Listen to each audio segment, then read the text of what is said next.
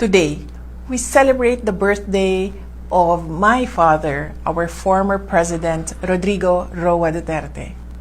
To all the parallel support groups, volunteers, and the millions of Filipinos here and abroad who organized celebrations to honor him, maraming salamat sa inyong walang sawang pagmamahal at katapatan.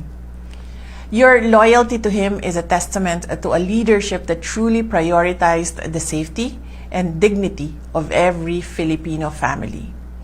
But as we celebrate, we also stand firm.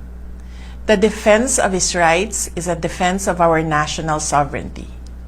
We must remain vigilant against the weaponization of the law and the unconstitutional intrusion of foreign bodies that seek to bypass our own courts.